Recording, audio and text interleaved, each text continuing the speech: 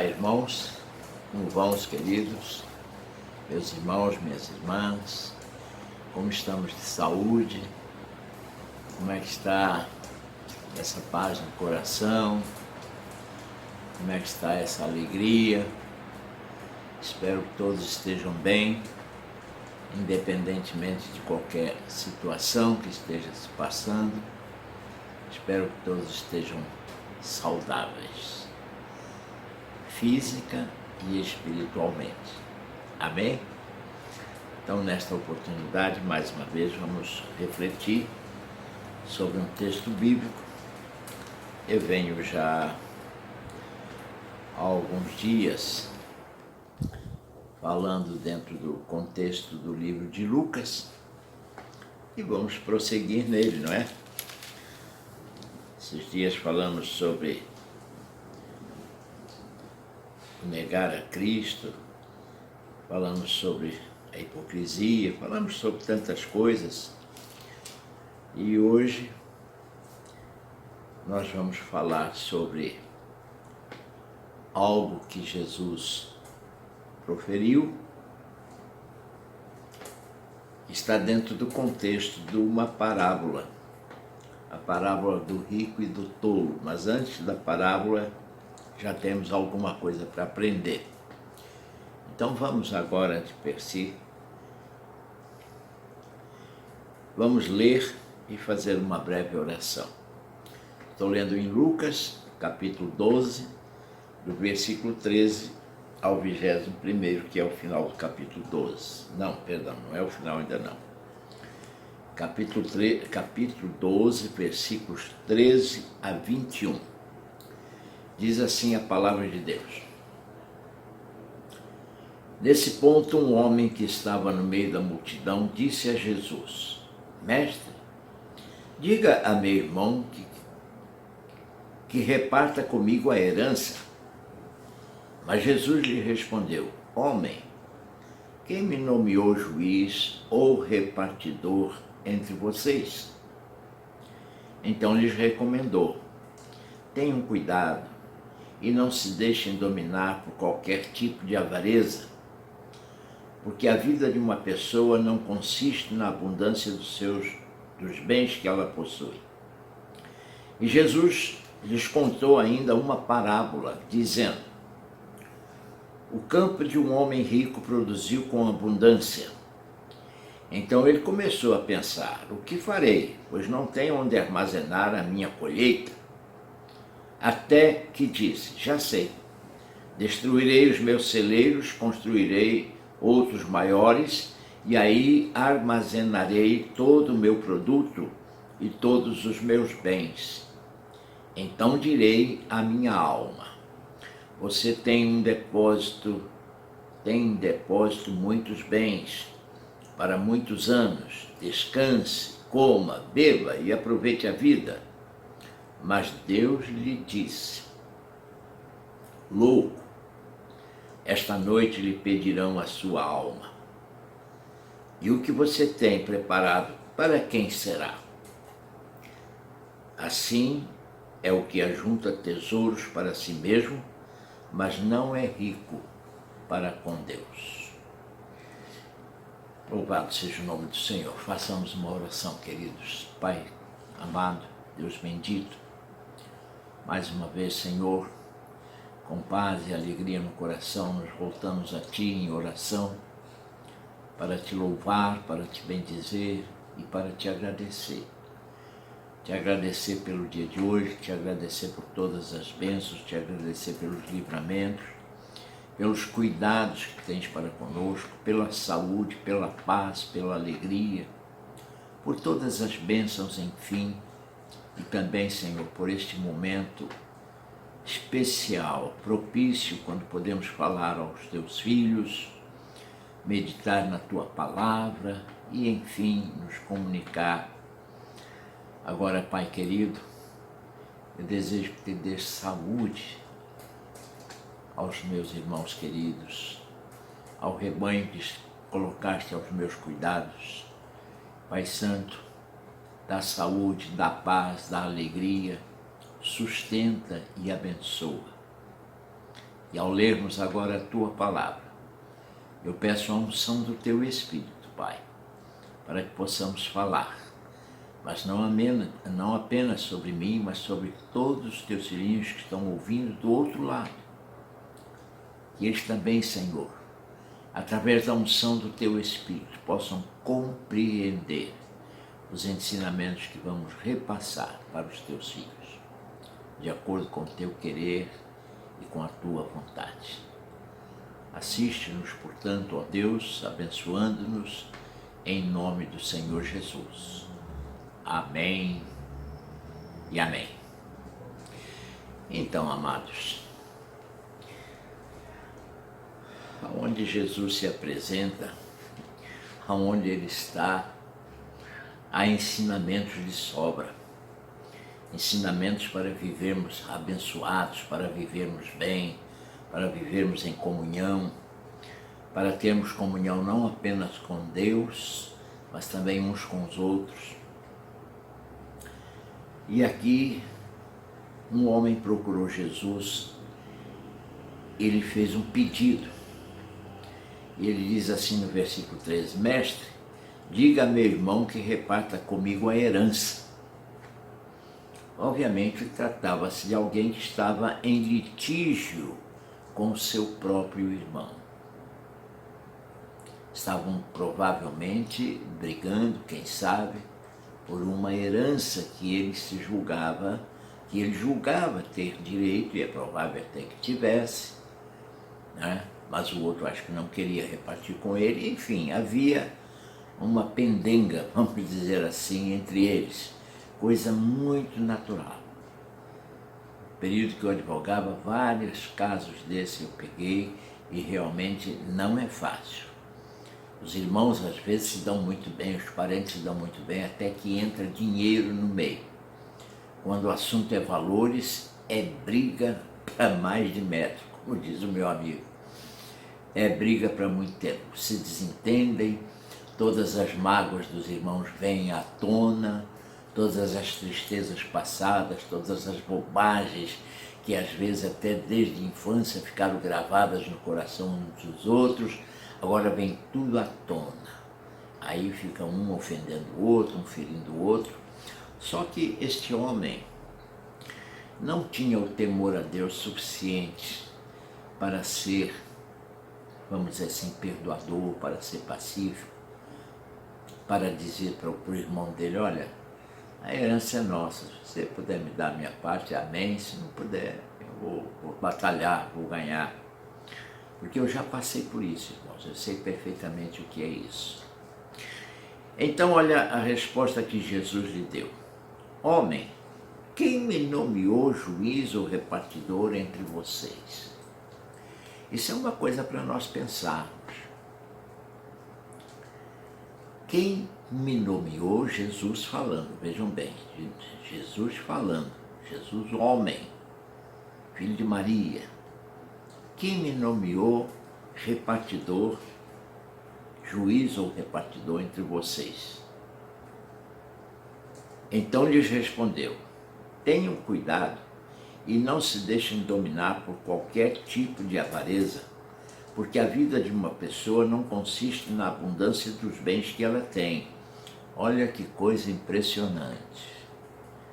Primeiro, Jesus está dizendo que não é mediador dos bens das pessoas, da repartição de bens.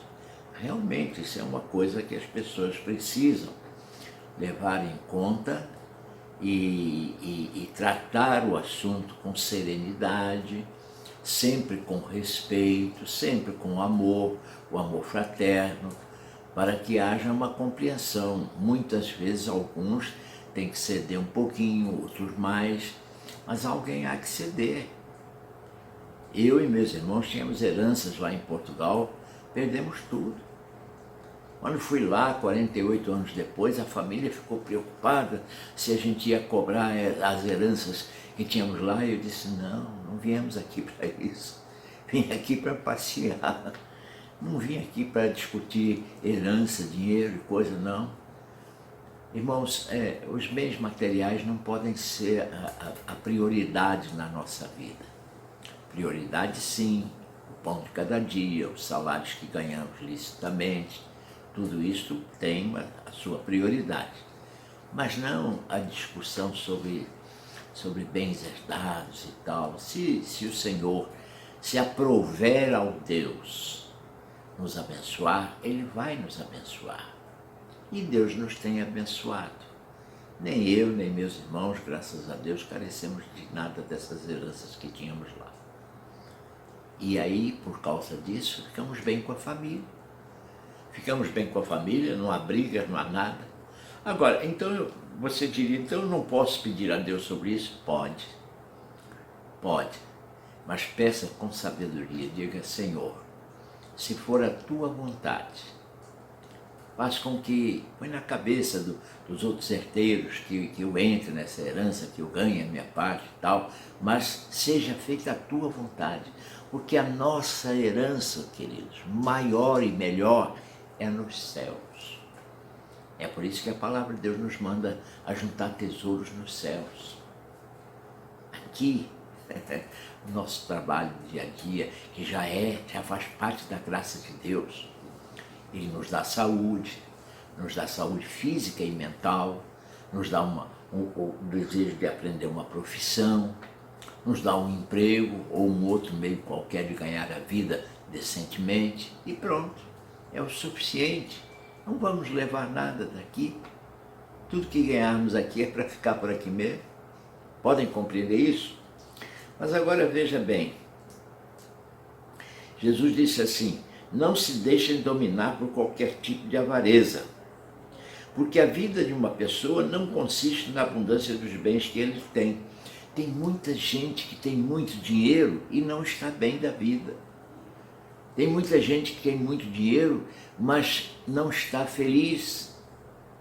E principalmente aqueles que não têm temor a Deus no coração, que não têm os princípios cristãos na sua vida, esses então já estão derrotados com todo o dinheiro que têm. Em contrapartida, tem muitos pobrezinhos, economicamente falando, claro, porque não são pobres de espírito, são pobres de dinheiro, mas são ricos da graça de Deus. E tem muitos pobrezinhos, então, que estão bem, porque estão em paz com Deus, ganhando pouco, com sacrifício, mas cheios de alegria e paz, porque Deus está no comando da vida deles. E ele depois diz assim, Jesus contou ainda uma parábola. O campo de um homem rico produziu com abundância. Então ele começou a pensar, que farei? Pois não tenho onde armazenar minha colheita. Até que disse, sei, destruirei meus celeiros antigos, vou construir outros maiores e vou armazenar o produto de todos os meus bens. Então, olha a atitude do homem, um homem que se preocupa com os bens. Ele diz, então direi à minha alma, você tem em depósito muitos bens para muitos anos, descanse, coma, beba e aproveite a vida. Esta é a teoria de quem não tem temor a Deus. Essa é a teoria de quem não ama a Deus nem a sua obra. Porque quem ama a Deus e a sua obra, primeiro, não fica ganancioso. Segundo, abençoa a quem deve abençoar. E terceiro, descansa no Senhor. Descansar no Senhor é pensar assim, bom, eu tenho um Deus que cuida de mim, então não vou me apavorar, não vou entrar em pânico. Olha, ganhei muito dinheiro, amém. Vou vender uma parte, vou guardar a outra e quem sabe vou abençoar alguém da família, enfim, a igreja do Senhor, vou fazer alguma coisa. É assim que se pensa, não é em ganância. Ganância, usura é pecado. A pessoa que, sabe, só quer para si, não abre a mão nem para jogar peteca. Podem compreender isso? Aí o que é que aconteceu? Ele disse, já sei, vou construir celeiros, armazenar todos os meus produtos e vou dizer à minha alma, goza a vida, porque come, bebe e aproveita a vida. Mas olha o que Deus falou para ele no coração dele. Deus lhe diz, louco, olha, começa a chamá-lo de louco. Olha que a coisa não é boa. Olha como Deus o chamou louco. Não disse para ele, filho, ô meu servo, ô meu filho, não, louco. Louco por quê? Porque isso é loucura. Desejar mundos e fundos para morrer e deixar tudo aí, não, isso é loucura. E é loucura também pensar, goza a vida. E se vem uma enfermidade grave? E se vem uma paralisia qualquer? E se ele sofre um acidente e fica paraplégico em cima de uma cama? Como é que ele vai gozar a vida? Não há condições, nós fazemos os nossos planos. Mas os planos melhores são os do Senhor.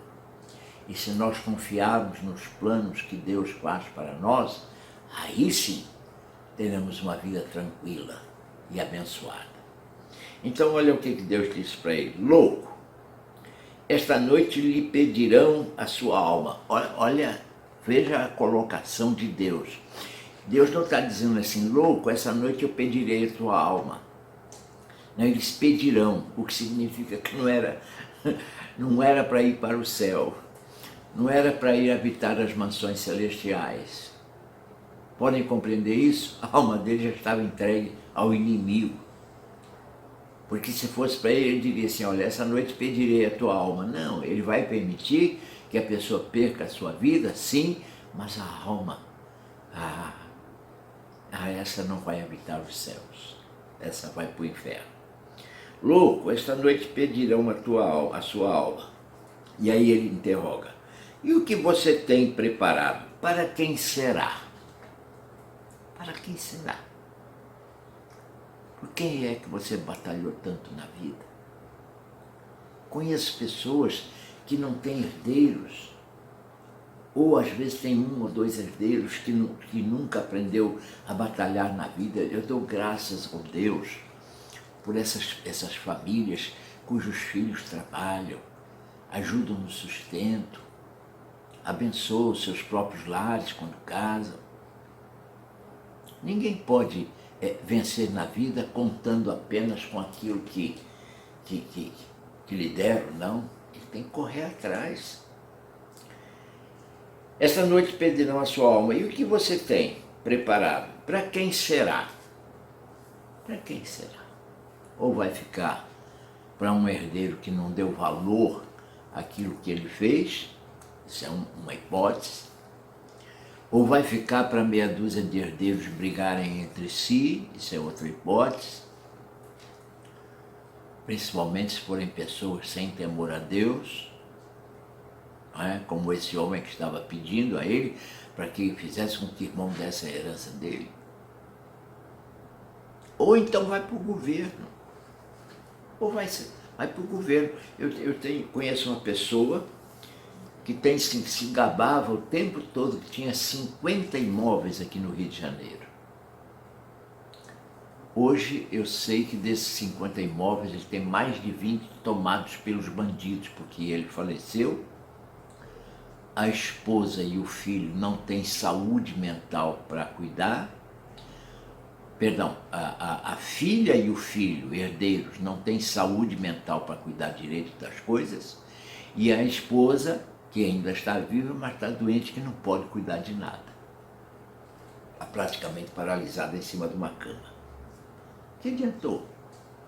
Conseguir fortunas, criar situações dessas, levou a nada. Então veja bem, aí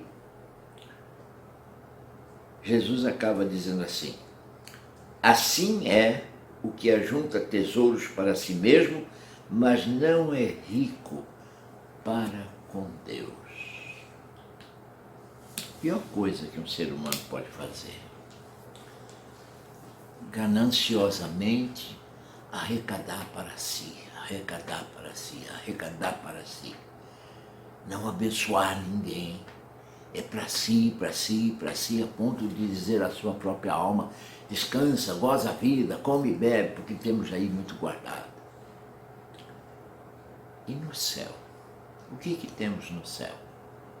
A palavra de Deus diz: ajuntei tesouros nos céus. Todos os seres humanos não só já são herdeiros do pecado, como na sua vida pregressa, antes de receber a Cristo como Senhor e Salvador, antes de se converter plenamente, não é só aceitar a Cristo. Às vezes a pessoa aceita a Cristo, mas por um longo período ainda vive descrente em algumas áreas da vida, ainda não se converteu verdadeiramente, não está liberto. E aí comete seus erros, suas falhas e tudo mais. Não é bonito isso, não é viável isso, mas acontece. Mas quando ele acorda para a realidade e vê que juntar tesouros nos céus é mais digno do que juntar tesouros na terra, aí sim, aí as coisas mudam. Aí ele começa a fazer o bem, começa a abençoar, começa a ser mais gentil, mais amoroso, mais amigo, mais sábio em se preservar de determinadas coisas, evitar determinadas coisas que antes não entendia isso para fazer. E por aí vai. E toda vez que nós praticamos a justiça de Deus, ou seja, toda vez que andamos nos caminhos do Senhor, fazendo aquilo que agrada a Deus, aquilo que abençoa não a si próprio, mas a si e aos outros. Toda vez que ele age assim, ele está juntando tesouros nos céus. Toda vez que ele, por exemplo, um homem como eu, que sou pastor, saí domingo da igreja, do culto, fui visitar uma pessoa doente da igreja que não estava indo aos cultos. Isso é necessário fazer.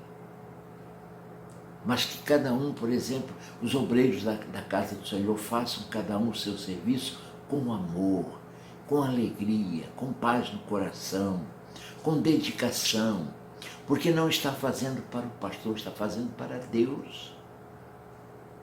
E eu louvo a Deus, porque graças a Deus temos muitas pessoas que compreendem isso. Estão juntando tesouros nos céus. Não é importante ser rico aqui na terra, é importante sim viver com dignidade, trabalhar, ganhar o seu sustento, honrar, ser grato a Deus por tudo. Mas juntar tesouros nos céus, isto sim, é que pode enriquecer um homem. Se você olhar o passado, você vai ver que os apóstolos não constavam que eram donos de muitas coisas, que tinham muitos bens, muito menos que tinham uma vida tranquila. Era cheio de lutas. O apóstolo Paulo, que tanto perseguiu o crente, depois que se converteu, passou a ser perseguido, apanhou. Então, amados, pensem nisso. E um detalhe importante, não é pela quantidade de bens que se mede as bênçãos de um homem, não. É pela paz que reina no seu coração, é pelo amor com que ele lida com as coisas, é pelo temor a Deus, por aquilo que ele faz, com amor à obra de Deus. E faz as pessoas também com amor a Deus. E é por isso que tem muitos crentes tolerando muitas coisas, fazendo muitas coisas e deixando de fazer algumas coisas que seriam prazeres, vamos dizer assim, da carne. Podem compreender isso? Eu conheço isso na própria carne e louvo a Deus porque Ele me ajuda a preservar a integridade. Amados, pensem nisso. Parem de se preocupar demais com as coisas do mundo. Procurem preocupar-se mais com as coisas de Deus, porque ao preocupar-se mais com as coisas de Deus, ao dar prioridade a Deus e à sua causa, vamos dizer assim, ao Evangelho, estas pessoas vão sendo preservadas de sofrimentos maiores, vão sendo preservadas de dificuldades maiores, porque Deus cuida dos seus. Há um ditado popular que diz que Deus é pai, não é padrasto, mas Ele é pai daqueles que o buscam, daqueles que recebem a Cristo como Senhor e Salvador. Porque a palavra diz que aqueles que recebem a Cristo, lhes é dado o direito de serem feitos filhos de Deus. Porque até então não são filhos de Deus, são criaturas de Deus, é diferente. Todo mundo pensa que é filho de Deus. Mas não, criatura de Deus é uma coisa, e filho de Deus se torna quando nasce do Espírito de Deus, quando recebe a Cristo como Senhor e Salvador verdadeiramente. Então, irmãos, vamos ficar por aqui. Eu peço a vocês que orem pelos novos convertidos que foram batizados no sábado. 4 adolescentes, 4 adultos. Que Deus os possa abençoar. Ele pode, que Deus os abençoe, melhor dizendo. Amém, amados? Podem compreender isso? Façamos então agora uma oração para encerrar. Curve a sua cabeça, feche os seus olhos. Querido Deus e amado Pai, mais uma vez, Senhor, te agradecemos pelo teu amor, pela tua misericórdia e por essa oportunidade, Senhor, onde podemos falar aos teus filhos, levar aos seus corações, Senhor, o alimento para a alma e também para a mente, para compreenderem as tuas verdades, verdades que muitos às vezes conhecem, mas é bom estar lembrando sempre o teu povo das suas obrigações cristãs, porque viver o cristianismo é o carregar da nossa cruz. Carregar a nossa cruz não é fazer coisas excepcionais, é viver como cristãos verdadeiramente. Abençoa, Senhor, os teus filhos, dá saúde aos teus filhos, dá alegria, dá paz, dá um final de semana maravilhoso, que eles possam ir na tua igreja te adorar. Abençoa os cultos nas tuas casas, tanto Jardim América como Jardim Primavera e de todas as igrejas evangélicas, que seja tudo para o louvor da tua glória. Te pedimos em nome de Jesus. E a graça do teu Filho Jesus, e o teu amor, e a comunhão com o teu Santo Espírito, permaneça em nós e sobre nós todos os dias das nossas vidas. É o que nós te pedimos e agradecemos. Em nome de Jesus Cristo, teu Filho amado. Amém e amém.